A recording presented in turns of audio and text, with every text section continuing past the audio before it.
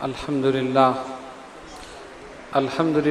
رب العالمین والصلاة والسلام علی من کان نبیا وآدم بین الماء والطین وعلی آلہ واصحابہ اجمعین اما بعد فاعوذ باللہ من الشیطان الرجیم بسم اللہ الرحمن الرحیم انا نحن نزلنا الذکر وانا لہ لحافظون صدق اللہ العظیم۔ بارگاہ رسالت میں درود پاک کا نذرانہ پیش کیجیے۔ اللہم صلی علی سیدنا مولانا محمد وعلی آل سیدنا مولانا محمد صلاۃ دائمۃ بدوام الملک الحی القیوم۔ نام ہی نام ہے جو کچھ ہے حقیقت کے سوا، نام ہی نام ہے جو کچھ ہے حقیقت کے سوا، راستہ کوئی نہیں ان کی شریعت کے سوا۔ پاس روزے بھی تھے سجدے بھی زکوٰۃ و حج بھی، پاس روزے بھی تھے سجدے بھی زکوٰۃ و حج بھی، کام نہ آیا محشر میں کچھ ان کی رحمت کے سوا، کام نہ آیا محشر میں کچھ ان کی رحمت کے سوا، اور شامیانہ نہیں خورشید قیامت کے لیے، شامیانہ نہیں خورشید قیامت کے لیے، کالی کملی کے سوا چادر عطرت کے سوا۔ نام ہی نام ہے جو کچھ ہے حقیقت کے سوا، راستہ کوئی نہیں ان کی شریعت کے سوا۔ من علینا ربنا اذ بعث محمد ایدہ بایدہ ایدنا باحمد، ارسلہ مبشرا ارسلہ ممجدا، صلو علیہ دائما صلو علیہ سرمدا، صلی اللہ علی النبی الامی وآلہ صلی اللہ علیہ وسلم، صلاۃ و سلام علیک یا سیدی یا رسول اللہ۔ آج کی یہ مبارک اور مقدس محفل اپنے دامن میں بہت سی رحمتیں، برکتیں اور سعادتیں لے کر جمع ہے۔ ختم قرآن کریم کی محفل ہے اور 2 کلام پاک آج مکمل ہوئے الحمدللہ۔ حافظ طاہر اقبال صاحب نے اس مسجد میں اور حافظ ابراہیم صاحب نے ادھر محفل خانے میں قرآن کریم سنایا الحمدللہ۔ علی احسانہ ہی ان حضرات نے بڑے خلوص، محبت، محنت اور کوشش سے قرآن مجید فرقان حمید پڑھا۔ اللہ تبارک و تعالی ان کے پڑھنے کو اور ہمارے سننے کو قبول فرمائے۔ دوسری برکت، طاق راتوں میں سے پہلی طاق رات، پہلی شب قدر آج۔ تیسری برکت، حضرت علی کرم اللہ تعالی وجہ الکریم سے نسبت۔ اور چوتھی برکت، رمضان المبارک، پورا مہینہ ہی رحمت، ہر لمحہ رحمت، ہر لمحہ برکت، یہ ساری رحمتیں اور برکتیں۔ اور 5ویں برکت کے اس مقام پر جہاں پر اللہ کے 2 ولی آرام فرما، گویا آپ اس محفل میں ساری برکتیں لوٹنے کے لیے یہاں حاضر ہو گئے۔ قرآن مجید فرقان حمید اللہ تبارک و تعالی کا عظیم الشان کلام۔ قرآن نے کہا لو انزلنا ھذا القرآن علی جبل لرأیتہ خاشعا متصدعا من خشیۃ اللہ، اگر ہم نازل کرتے اس قرآن کو پہاڑوں پر تو تم دیکھتے کہ اس کی ہیبت اور جلال سے ریزہ ریزہ ہو جاتا۔ یہ اللہ کا کرم ہے کہ جس کی ہیبت اور جلال سے پہاڑ ریزہ ریزہ ہو جائیں، وہی ہیبت اور جلال والا کلام انسان اپنے سینے میں محفوظ کر لیتا۔ محض اللہ رب العالمین کا کرم۔ قرآن مجید فرقان حمید نازل ہو رہا ہے قلب محمد مصطفیٰ صلی اللہ علیہ وسلم۔ نبی پاک علیہ الصلوۃ والسلام سے کی آمد سے قبل مختلف ادوار میں انبیاء اکرام علیہ السلام تشریف لائے اور ان پر مختلف کتابیں اور صحائف نازل ہوئے، توریت، انجیل، زبور، اسی طرح مختلف صحیفے بھی نازل ہوتے رہے۔ لیکن ان انبیاء اکرام علیہ السلام کے لیے کوئی مقام متعین کر دیا گیا۔ حضرت موسیٰ علیہ السلام کوہ طور پر تشریف لے جاتے اور وہیں اللہ تبارک و تعالی سے ہم کلام ہوتے۔ ایسا نہیں کہ حضرت موسیٰ علیہ السلام اپنے گھر میں ہوں تو وہاں پر توریت نازل ہو، یا کسی اور مقام پر ہوں تو توریت نازل ہو۔ موسیٰ توریت لینی ہے تو کوہ طور پر آنا، تشریف لے جاتے تھے۔ بنی اسرائیل عرض کرتے ہیں موسیٰ جب آپ کوہ طور پر جائیں ہماری یہ گزارشات اللہ کی بارگاہ میں پیش کر دیں، اور سیدنا موسیٰ کلیم اللہ علیہ السلام وہاں جاتے اور وہ گزارشات پیش کرتے، اور وہاں سے جو پیغام ملتا وہ اپنی امت بنی اسرائیل کو بتا دیتے۔ لیکن یہ شان ہے میرے آقا جناب محمد رسول اللہ صلی اللہ علیہ وسلم کی کہ قرآن کے نزول کے لیے کوئی مقام متعین نہیں کیا گیا۔ یہ نہیں کہا ہے محمد صلی اللہ علیہ وسلم اگر قرآن لینا ہے تو بیت اللہ میں آنا ہے، تم بیت اللہ میں آؤ گے یہیں قرآن نازل ہوگا، یا بیت المقدس میں آؤ گے یہاں قرآن نازل ہوگا، یا مقام ابراہیم پر نازل ہوگا۔ نہیں، اے نبی صلی اللہ علیہ وسلم آپ کو قرآن لینے کے لیے کہیں جانے کی ضرورت نہیں، اے رسول آپ جہاں ہوں گے ہم وہیں قرآن نازل کر دیں گے، جہاں ہوں گے وہیں قرآن نازل کر دیں گے۔ یہی وجہ ہے کہ میرے رسول مکے میں ہے تو قرآن نازل ہو رہا ہے، مدینے میں ہے وہاں قرآن نازل ہو رہا ہے، غار حرا میں وہاں قرآن نازل ہو رہا ہے، غار ثور میں وہاں قرآن نازل ہو رہا ہے، جبل رحمت پہ قرآن نازل ہو رہا ہے، سفر میں ہے تب قرآن نازل ہو رہا ہے، جنگ میں ہے تب قرآن نازل ہو رہا ہے، حضر میں ہے تب قرآن نازل ہو رہا ہے، یہاں تک کہ حجرہ عائشہ میں ہے وہاں قرآن نازل ہو۔ اے نبی آپ کو جانے کی ضرورت نہیں، جہاں میرا محبوب جائے گا جبریل ان کے پیچھے جائے۔ یہ شان ہے جناب محمد الرسول اللہ صلی اللہ علیہ وسلم۔ پھر آپ نے دیکھا کہ جب ہم قرآن پڑھتے ہیں کچھ آیتیں مدنی ہیں کچھ آیتیں مکی ہیں۔ پڑھتے ہیں نا قرآن، سب نہیں پڑھتے، شاید جبھی سب نہیں بولے، نہیں پڑھتے نا۔ چل رمضان میں تو پڑھتے ہوگے کم سے کم، گردن ہلائی تو رمضان میں تو پڑھتے ہی۔ مکی مدنی یہی ہے نا، آیت کے اوپر سورت کے اوپر لکھا مکیہ، کیا مطلب؟ مکے میں نازل ہوئی۔ مدنیہ مدینے میں نازل ہوئی۔ مکی مدنی قرآن کیسے ہو گیا؟ قرآن کا کوئی وطن ہے جو جس وطن کا ہوتا ہے اسی کا نام اپنے نام کے ساتھ لگا لیتا۔ کوئی مکے میں رہنے والا ہے تو مکی لگا دیا، مدینے میں رہنے والا ہے تو مدنی لگا دیا، یمن کا رہنے والا ہے تو یمنی لگا دیا، فارس کا رہنے والا ہے تو فارسی لگا دیا۔ حضرت سلمان فارسی، صہیب رومی، بلال حبشی، یہ سب کیا ہے؟ جس علاقے کے رہنے والے وہی اپنے نام کے ساتھ لگا لیا۔ ہم اس ملک کے رہنے والے ہیں پاکستانی، صحیح ہے نا؟ تو قرآن کا وطن کیا ہے؟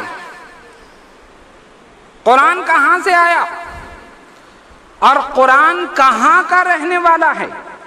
یہ مکی مدنی کیوں ہو گیا؟ قرآن مکی ہے کیا قرآن مدنی ہے؟ نہیں۔ اللہ رب العالمین جل جلالہ عم نوالہ یہ بتانا چاہتا ہے قرآن مکی مدنی نہیں ہے، قرآن کا تعلق صاحب قرآن جناب محمد رسول اللہ صلی اللہ علیہ وسلم سے ایسا گہرا ہے، ایسا تعلق ہے، دونوں ایسے لازم و ملزوم ہے۔ اے نبی جب آپ مکی ہوں گے تو قرآن مکی ہو جائے گا، آپ مدنی ہوں گے تو قرآن مدنی ہو جائے گا۔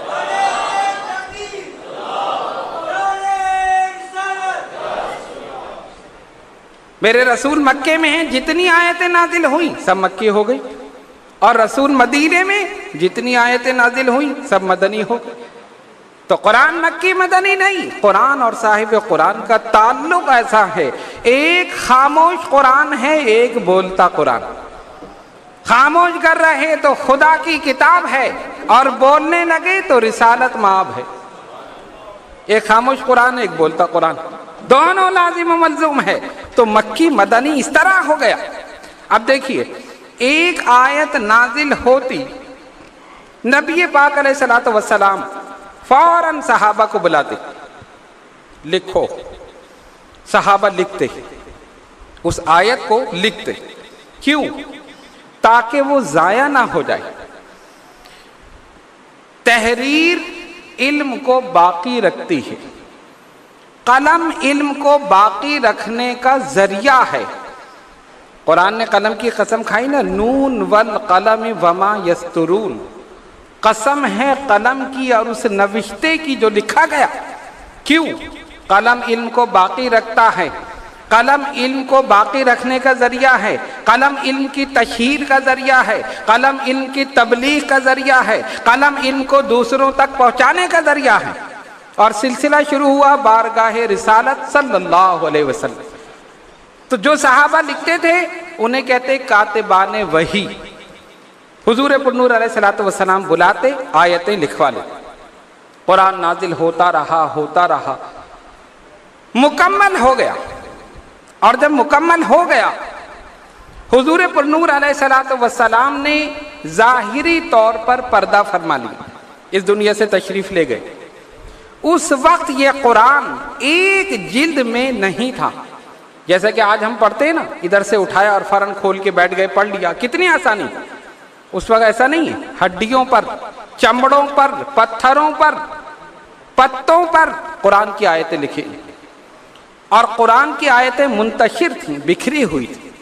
اگرچہ قرآن کے حفاظ موجود تھے، نبی پاک علیہ الصلوۃ والسلام نے اس کی ترتیب بتا دی، یہ آیت اس آیت کے بعد، یہ سورت اس سورت کے بعد، اور صحابہ نے اسی ترتیب سے قرآن کو جمع کیا۔ سیدنا ابو بکر صدیق رضی اللہ تعالیٰ عنہ کا دور آیا، جنگ میں حفاظ کی کثیر تعداد شہید ہو گئی۔ اب صحابہ کو تشویش ہوئی کہ اگر یہی سلسلہ جاری رہا، ظاہر جہاد تو جاری ہے، صحابہ جنگ میں شرکت کریں گے، جہاد کریں گے اور شہید بھی ہوں گے، اگر سلسلہ جاری رہا تو ایسا نہ ہو کہ حفاظ ختم ہو جائیں اور اللہ کا کلام معاذ اللہ ضائع نہ ہو جائے۔ ایسا کرو کہ اس کو جمع کر لو۔ تجویز پیش کی سیدنا فاروق اعظم رضی اللہ تعالی عنہ۔ پہلے سیدنا ابو بکر صدیق رضی اللہ تعالیٰ عنہ نے منع کیا، فرمایا جو کام سرکار نے نہیں کیا میں نہیں کرتا۔ فاروق اعظم اصرار کرتے رہے۔ روایت میں آتا ہے کہ سیدنا ابو بکر صدیق رضی اللہ تعالیٰ عنہ فرماتے ہیں، پس میرے رب نے اس کام کے لیے میرے سینے کو کھول دیا اور وہ راضی ہو گئے کہ واقعی قرآن کو جمع کرنا چاہیے، یہ جو آیتیں بکھری ہوئی ہیں ان کو جمع کرنا چاہیے۔ لیکن جمع کیسے کریں؟ کوئی آیت کسی صحابی کے پاس، کوئی آیت کسی صحابی کے پاس۔ اعلان کیا جس صحابی کے پاس جو آیت ہو وہ لے کر مسجد نبوی میں آ جائے، لیکن احتیاط کیا کی کہ اپنے ساتھ 2 گواہ بھی لائے جو گواہی دیں کہ یہ آیت جو پیش کر رہا ہے واقعی قرآن کریم کی آیت ہے۔ دیکھو صحابہ کی احتیاط، دیکھو کس احتیاط کے ساتھ قرآن کو جمع کر رہے ہیں۔ لوگ آتے رہے، سیدنا صدیق اکبر، فاروق اعظم رضی اللہ تعالیٰ عنہما، دیگر صحابہ موجود۔ کوئی صحابی لے کر آتا یہ قرآن کی آیت ہے، گواہ لاؤ، کہا یہ 2 گواہ ہیں، انہوں نے گواہی دی واقعی قرآن کی آیت ہے، کہا شامل کر دو۔ قرآن جمع ہو رہا۔ سورہ توبہ کی آخری آیات ایک صحابی رسول صلی اللہ علیہ وسلم کے پاس، اور ان کے پاس کوئی گواہ بھی نہیں۔ انہوں نے پابندی یہ لگائی تھی نا کہ جو صحابی آیت لے کر آئے اپنے ساتھ 2 گواہ بھی لائے، وہ گواہی دیں کہ یہ آیت قرآن کی آیت ہے۔ حضرت خزیمہ رضی اللہ تعالیٰ عنہ، ان کے پاس سورہ توبہ کی آخری آیات تھی، لیکن کوئی گواہ نہیں تھا جو آ کر گواہی دے کہ واقعی یہ قرآن کی آیت۔ اب دیکھو نبی پاک علیہ الصلوۃ والسلام کا علم غیب، سرکار جانتے تھے کہ ایک وقت آئے گا کہ جب میرا یہ صحابی آیت لے کر پہنچے گا اور اس کے پاس کوئی گواہ نہیں ہوگا۔ تو کیا ہوا؟ حضور علیہ الصلوۃ والسلام نے ان کی گواہی کو 2 کے برابر قرار دے دی، 2 کے برابر قرار دے دیا۔ مسلم شریف کی روایت ہے، نبی پاک علیہ الصلوۃ والسلام ایک جگہ سے گزر رہے ہیں، ایک اعرابی آ گیا گھوڑا لے کر، فرمایا کتنے کا ہے؟ بتایا اتنے کا ہے۔ سرکار نے فرمایا ٹھیک ہے، قیمت طے ہو گئی، میں ابھی جاتا ہوں اور تمہیں پیسے لا کر دیتا ہوں۔ یہ فرما کر نبی پاک علیہ الصلوۃ والسلام تھوڑا سا چلے تو کچھ اور لوگ بھی آ گئے اور گھوڑے کی قیمت معلوم کرنے لگے۔ عربی نے کہا اے محمد صلی اللہ علیہ وسلم، آپ یہ لے رہے ہیں یا میں کسی اور کو بیچ دوں؟ فرمایا ابھی تو قیمت طے ہوئی ہے، تم سے سودا ہو چکا ہے۔ اس نے کہا نہیں کوئی سودا نہیں ہوا. بھائی ابھی ہماری تمہاری بات ہوئی ہے اس قیمت پر, میں ابھی جا کر تمہیں پیسے لا کے دیتا ہوں, گھوڑا تم مجھے دے دینا. اس نے صاف انکار کر دیا, آپ نے مجھ سے کوئی بات نہیں کی, کوئی سودا طے نہیں کی. اب دیکھو, اگر میرے آقا صلی اللہ علیہ وسلم کسی صحابی کی طرف اشارہ کرتے وہ فوراً گواہی دے دیتے. ظاہر سرکار کی بات کیسے جھوٹی ہو سکتی ہے, لیکن حضور پرنور علیہ الصلوۃ والسلام نے خاموشی اختیار فرمائی, کچھ نہیں کہا. جب اس نے انکار کیا کہ کوئی سودا نہیں ہوا, سرکار نے خاموشی اختیار فرمائی. لیکن یہ صحابی حضرت خزیمہ رضی اللہ تعالیٰ عنہ فوراً بول اٹھے, میں گواہی دیتا ہوں کہ تو نے اس قیمت پر حضور علیہ الصلوۃ والسلام کے ساتھ سودا طے کیا ہے. جب گواہی دی, سرکار نے فرمایا تم کیسے گواہی دے رہے ہو, تم تو تھے ہی نہیں. گواہی تو وہی دے گا نا جو موجود ہو, جو اپنی آنکھوں سے دیکھے. جب تم موجود ہی نہیں تو تم کیسے گواہی دے رہے ہو؟ کہا میں آپ کی زبان سے سن کر میں گواہی دے رہا ہوں. یہ حدیث کے الفاظ, آپ کی زبان سے سن کر, اور اس کے بعد جو میں کہہ رہا ہوں حدیث کے الفاظ نہیں ہیں. گویا صحابی یہ کہنا چاہتے تھے, یا رسول اللہ کیا ہم نے خدا کو دیکھا ہے, کیا ہم نے جنت کو دیکھا ہے, کیا ہم نے جہنم کو دیکھا ہے؟ آپ نے فرمایا خدا ہے, ہم نے کہا ہے. آپ نے کہا جنت ہے, ہم نے کہا ہے. آپ نے فرمایا جہنم ہے, ہم نے کہا ہے. آپ نے فرمایا فرشتے ہیں, ہم نے کہا ہے. جب آپ کی زبان پر اتنے بڑے خدا کو مان رہے ہیں تو یہ نہیں مان سکتے کہ آپ نے اس سے سودا طے کیا. میں گواہی دے رہا ہوں یقیناً آپ نے یہ سودا طے کیا ہوگا اور اس قیمت پر سودا طے ہوا ہو. صحابی کا ایمان دیکھو کتنا پختہ تھا, صرف رسول کی زبان سے سن کر بغیر دیکھے گواہی دے دی. اور جب بغیر دیکھے گواہی دی, اب نبی پاک علیہ الصلوۃ والسلام نے فرمایا سنو, آج کے بعد یہ میرا صحابی جس معاملے میں گواہی دے دے, اس کی گواہی 2 کے برابر ہے. اس کی اکیلے کی گواہی, بھائی ایک آدمی کی گواہی ایک ہی مانی جائے گی نا, جب 2 آئیں گے تو گواہی 2 ہوگی. کہا نہیں, یہ جس معاملے میں گواہی دے گا اس اکیلے کی گواہی 2 کے برابر. کیوں؟ رسول اللہ صلی اللہ علیہ وسلم اپنی نگاہ نبوت اور رسالت سے بعد والے دور کو دیکھ رہے تھے کہ جب میرے صحابہ قرآن کو جمع کریں گے اور شرط لگائی جائے گی جس کے پاس جو آیت ہو 2 گواہ بھی لے کر آئے. سورہ توبہ کی آیات اس کے پاس ہوں گی, اور جب گواہ نہیں ہوگا تو یہ آیت قرآن میں شامل نہیں ہوں گی. شامل نہیں ہوں گی تو قرآن نامکمل رہ جائے گا. یہ ہو نہیں سکتا کہ اللہ کا کلام نامکمل رہ جائے. اسی لیے پہلے ہی ان کی گواہی کو 2 کے برابر قرار دیتے, ایک آدمی کی گواہی کو 2 کے برابر. اب سنو ہوا کیا, صحابہ آتے رہے, آیتیں پیش کرتے رہے, گواہ لاتے رہے. اب حضرت خزیمہ رضی اللہ تعالیٰ عنہ جب تشریف لا رہے ہیں, ان کے پاس کوئی گواہ نہیں ہے. فاروق اعظم کھڑے ہیں, صدیق اکبر کھڑے ہیں رضی اللہ تعالیٰ عنہما, دیگر صحابہ کھڑے ہیں.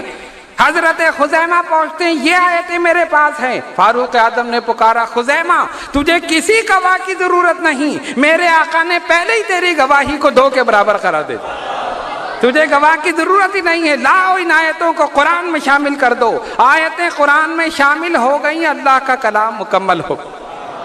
یہ شان ہے رسول اللہ صلی اللہ علیہ وسلم. تو اس طرح صحابہ نے قرآن کو جمع کیا ہے. ہمارے لیے تو بڑی آسانی ہے, طاق میں سے اٹھایا, جزدان میں سے نکالا اور لے کر بیٹھ گئے, پڑھ لیا نا آرام سے. کتنے آرام سے. ان کو دیکھو جنہوں نے پتھروں سے, چمڑوں سے, پتوں سے, کہاں سے آیتوں کو لا کر جس آیت کو جس کے بعد ہونا تھا اسی طرح سرکار کے ارشاد کے مطابق جمع کر دیا. آج قرآن جو ہمارے پاس موجود ہے یہ صحابہ کا ہم پر احسان ہے. جب تک قرآن پڑھا جاتا رہے گا صحابہ کو ثواب ملتا رہے گا, اور انشاءاللہ یہ قرآن تا قیامت پڑھا جاتا رہے گا. فرمایا میرے آقا صلی اللہ علیہ وسلم نے, جس دل میں قرآن کی کوئی آیت نہ ہو وہ اجڑے ہوئے گھر کی طرح ہے. فرمایا قرآن اور حرام ایک سینے میں جمع نہیں ہو سکتے. اگر قرآن ہوگا تو حرام نکل جائے گا, اور اگر کسی طرح حرام داخل ہو گیا تو قرآن نکل جائے گا. فرمایا جس نے اپنے بچوں کو حافظ قرآن بنایا کل قیامت کے دن ان کے سر پر نورانی تاج ہوگا, جس کی روشنی آفتاب کی روشنی سے زیادہ روشن ہو. اہل محشر دیکھیں گے یہ کون ہے؟ کوئی نبی ہے، کوئی ولی ہے؟ کہا جائے گا نہ نبی ہے نہ ولی ہے، یہ وہ ہیں جنہوں نے دنیا میں اپنے بچوں کو حافظ قرآن بنائے۔ ایک اور حدیث میں فرمایا میرے آقا صلی اللہ علیہ وسلم نے، حافظ قرآن سے کہا جائے گا قرآن پڑھنا شروع کر دے۔ وہ قرآن پڑھنا شروع کرے گا، ایک ایک آیت پڑھتا رہے گا، ایک ایک درجہ اوپر بلند ہوتا رہے گا۔ پورا قرآن جہاں تک مکمل ہوگا وہاں تک اس کے درجے بلند ہوں۔ کہا آہستہ آہستہ پڑھتا جا اور درجوں میں درجے بلند ہوتے رہے۔ یہ ہے حافظ قرآن کی شان۔ الحمدللہ علی احسانہ ہی ہر سال اس کا مظاہرہ ہوتا ہے۔ ہم مسلمان خوش قسمت ہیں، ہم ببانگ دہل یہ کہہ سکتے ہیں کہ ہمارا یہ قرآن جس طرح نبی پاک علیہ الصلوۃ والسلام پر نازل ہوا آج بعینہ ہی اسی طرح ہمارے پاس موجود ہے۔ اللہ کا کلام موجود ہے، انا نحن نزلنا الذکر وانا لہ لحافظون، ہم نے اس ذکر کو نازل کیا ہے اور ہم اس کی حفاظت کر رہے ہیں۔ ایسی عظیم و شان کتاب جس کو پڑھنا بھی عبادت، جس کو سننا بھی عبادت، جس کو دیکھنا بھی عبادت، عمل کرنا بدرجہ اولا عبادت۔ خالی آپ لے کر بیٹھ جائیں اس کو پڑھ رہے ہیں، ہر حرف پر 10 نیکی آپ کو مل رہی، ایسی عظیم و شان کتاب۔ اور اسی کتاب کو اگر رمضان المبارک میں پڑھا جائے تو اس میں اس کا درجہ، اس کا ثواب، اس کا اجر اور زیادہ بلند ہو جاتا۔ تو اللہ تبارک و تعالی ہم سب کو اس کلام مقدس کو پڑھنے، اس کو سمجھنے اور اس پر عمل کرنے کی توفیق عطا فرمائے۔ میں ان تمام حفاظ کو مبارکباد پیش کرتا ہوں جنہوں نے بڑی محنت کے ساتھ، کوشش کے ساتھ، خلوص اور محبت کے ساتھ قرآن مجید فرقان حمید سنایا، اور آپ تمام حضرات بھی مبارکباد کے مستحق ہیں کہ آپ نے تراویح میں قرآن کریم مکمل سنا۔ یہ سب اللہ تبارک و تعالیٰ کی توفیق اور اس کا کرم کہ اس نے ہمیں یہ طاقت عطا فرمائی، یہ ہمت دی کہ ہم اپنے گھروں سے چل کر یہاں پر آئے اور ہم نے کلام مقدس سنا۔ اللہ تبارک و تعالیٰ ان کے پڑھنے کو قبول فرمائے، ہمارے سننے کو قبول فرمائے، اور ہم سب کو توفیق عطا فرمائے کہ نہ صرف پڑھیں سمجھیں بلکہ اس پر عمل کریں۔ وآخر دعوانا الحمدللہ رب العالمین۔